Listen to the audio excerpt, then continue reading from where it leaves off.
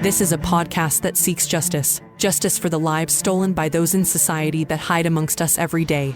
Hidden in our towns, cities, and countrysides, the places that we work, and sometimes in our very own homes. This is Hidden Killers.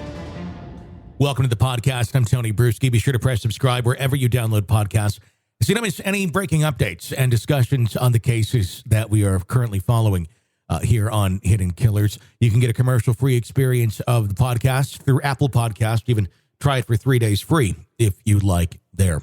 Today, we're going to be talking more about the Bryan Kohberger case. We're going to be talking with Dr. Joni Johnston, a clinical and forensic psychologist and a licensed private investigator. We're going to dive deeper into this wolf in sheep's clothing that we seem to continue to get evidence of with Kohberger.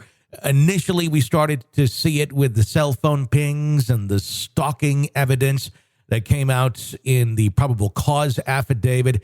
And we keep learning more and more every day. One of the most recent developments, Bryan Kohberger applying for an internship at the Pullman Police Department in fall of 2022. Fall of 2022 is obviously when the murders took place in November. He applied just a few short months before that.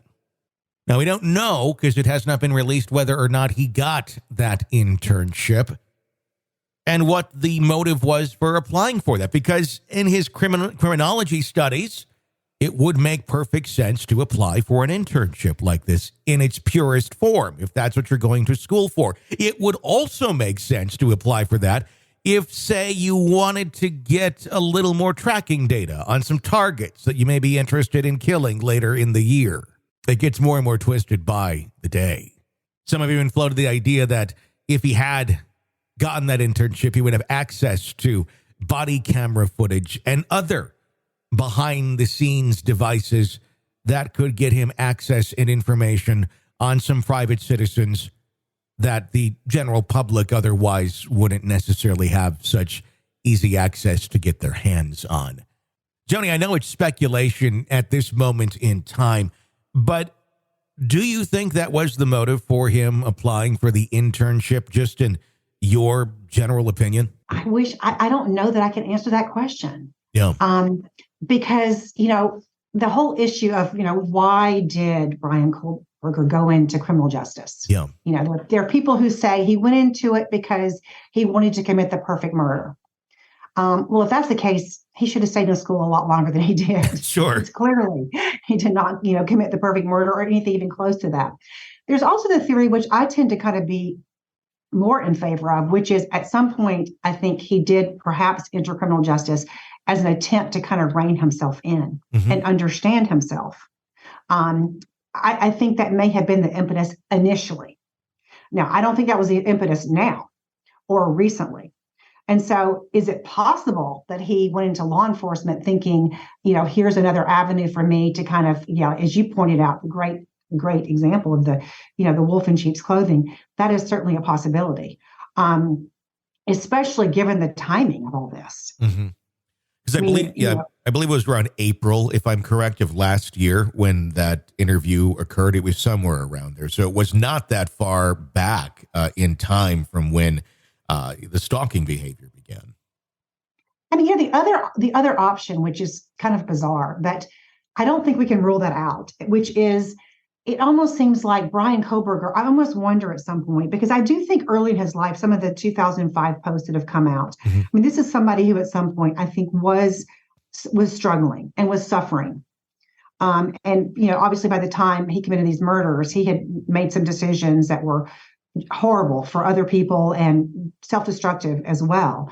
I do think, I wonder at some point, even back in April, if he was kind of at a fork in the road, where he had these impulses, these urges, these fantasies for years and years and years. And he was at a fork in the road of, okay, am I going to try to kind of go the law-abiding path and kind of sublimate all these urges I have by being a good guy and dealing with it that way? Or am I going to act out and give in to these fantasies and thoughts and urges I've had for years? And so I don't think we can rule that out. Clearly, I think by June, he had started making that decision, or he was at least walking down that road leading to murder. Is it a decision in someone like that is made as we would think of making a decision, like I'm going to decide to go to the restaurant for lunch today or something of that nature? Or is it more of a quiet decision that's almost being made just kind of through actions and impulses and urges? I think it starts as an idea. Well, I think it starts as anger and rage. Mm-hmm. Not necessarily directed toward one person, but I think it starts that way. And then I think a person typically starts fantasizing about how they would get revenge, either on society, on a group, or a person, or whatever. And then I think what happens is it becomes like, the old records that used to go around and around. It becomes almost an obsession. So that fantasy just continues and gets stronger. And then the more you feed that fantasy, of course, the more it grows. And then at some point that fantasy becomes, well, how would I do it? And that's when it's becoming especially problematic, because now the person is now changing from, boy, it would be nice to pay these people back. It'd be nice I'd love to do this. Whatever, to how could I do this and who would I do it to? And so I think the decision, Tony, it evolves over time. And I think the one question we have in this situation is, okay, what was the trigger? In other words, why today? Why today did he decide to do that? We don't know. No. We don't know what triggering event. Was it the fact that he was getting, this kind of negative feedback in his class he was teaching, that he was too hard, he was unrealistic, or whatever? Was that the final straw? Was it being away from home? That is an unanswered question for us. But I think that decision, you're right, it wasn't like, I'm going to have tuna for lunch. Mm-hmm. It was a culmination of a lot of anger turning into fantasy, turning into planning, and then eventually turning into action. The way it seemed to be, as calculated as it was, sloppy though as well, it makes you wonder the idea of him being angry and feeling rejected by women, incel-like almost characteristics in some ways. That's something I was saying very early on, but it's something I wonder about as well. Was it something where he was almost an acceptance of himself at this point in life? When we, again, look at those early writings of him as a teenager, the disconnection that he was feeling from reality and other people and emotion, most importantly. We was talking about his family hugging each other and embracing the holidays, but he noticed that something was off. He wasn't feeling that love or those emotions and that empathy that other people would feel. It just seemed to be gone. It does make me wonder, was he in full acceptance of himself, knowing that he's never going to feel that way again? But at the same time, he was intelligent enough for what he was doing in criminology. Many of his professors said he was one of the best students they ever had. Did he want to be the best at it? Because to be the best at something, you have to put yourself in another's shoes. Was this a real twisted way of being the best at it by carrying out a murder to see what it feels like, hoping to never get caught, but to use that experience to do better at what he wanted to get into in criminal investigations? I do think, Tony, that when Bryan Kohberger, again, if he is found guilty, sure, when he started planning, I think that acceptance was there. Mm-hmm. I think by that time, he had reconciled with himself. This is who I am, and this is what I'm going to do. And that was obviously not on November 13th. That was months ahead of time. Sure. So absolutely, I agree with you. At some point, he reconciles with himself. This is who I am. So I definitely think that's true. And then the other point you were making, which I'm not remembering right this minute. It was, in a twisted way, did he want to commit this crime? Not necessarily because of anger of being rejected or things of that nature, but more so, I want to experience this, so I have that knowledge in being an authority figure, being in criminal justice, in his career path, by of actually experiencing what it's like to be a killer. Obviously, hoping that never get caught, but to have that experience that most others would not. I don't know what story he told himself. Sure. about why he was doing this. I think that may very well have been a story. But I think, again, we know that emotions drive decisions. And then we come up with a story about it. And so I think no matter what Bryan Kohberger is telling himself, rage and anger is what fueled this murder. We obviously have not diagnosed him. We can't diagnose him from afar if there's a personality disorder or a mental disorder. When you have someone like this, though, kind of speaking from a broad point of view, do they have an ability to feel or have empathy and emotion, but it takes very extreme events to get there? Meaning, is that why he went to such an extreme of such a violent, heinous crime, because that allowed him to feel something in a void that he seemed to be struggling with for many, many years prior? It's interesting, Tony. I'm not convinced that that's the case here, and I'll tell you why. Number one, the main source for a lot of theorizing about his lack of ability to feel are these 2005 emails, right? That he writes about not feeling anything. And, I think he was clearly depressed at that point in his life. Sure.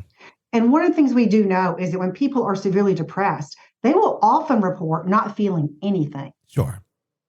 So I'm not convinced that this is somebody who has never had any ability to feel the normal emotions that you and I feel. This is somebody who continued to try to develop relationships, for example, with people, with women, with other people, tried to fit in, tried to do, and that doesn't seem to me like our classic psychopath. No. Who's using people. Right? Sees people as objects or pawns that they can move A, B, and C, or manipulating people, A, B, and C. So I know that that's a very common narrative that we're hearing, but I'm not convinced that he is somebody who has that lack of empathy as a person, that he's a classic psychopath, like so many people think. I'm not convinced of that. Now, he has done a very psychopathic thing. Sure. I mean, a very evil thing, and he's responsible for it. But again, there's some things about him that make me think that I do think, like you were saying, I think at the point that he had started planning this murder, he had given up any other attempt in his life to have a positive outcome. Is that a product of just really, on the simple terms, never fitting in, even though he continued to attempt to? And we see attempts of that through a lot of the evidence of even, him applying for the job with the Pullman Police Department, with attempting to reach out to women on Instagram, and even some of the girls allegedly through the Instagram accounts that have been obtained prior to obviously this occurring. There was the constant, it seems, struggle. It seemed that he would be going through, but never reaching his goal, it seems, in a lot of ways, other than educationally. It is kind of hard for me to fathom that in terms of, why didn't he get more assistance, or more help? I mean, we know he potentially had a substance abuse problem for 4 years, which may have helped him, in some odd ways, self-medicate. But it's like, here's somebody who obviously intellectually is very smart. And yet there is such a disconnect, or appears to be such a disconnect socially.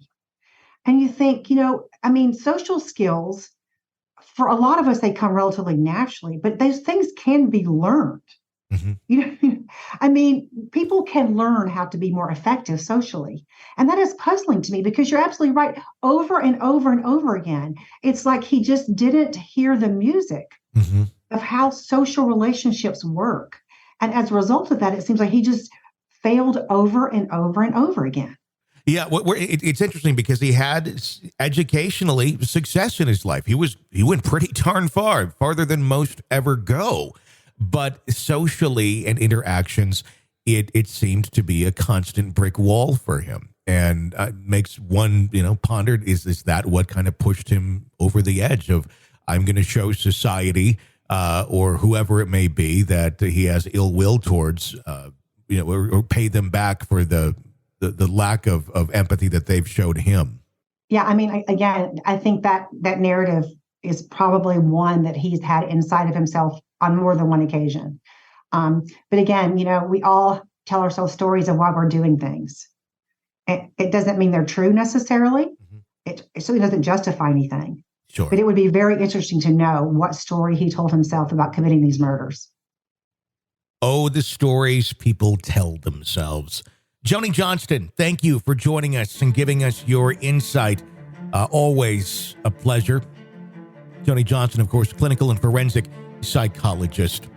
That's going to wrap up this segment of the program. If you like the show, be sure to press subscribe wherever you download podcasts for more discussions and breaking updates as we have them for you on the many cases that we are following for you now here on the Hidden Killers podcast. You can follow me on Twitter at TonyBPod for more on this story and others off the air. Until next time, for all of us here at Hidden Killers, I'm Tony Bruschi. Thanks for listening.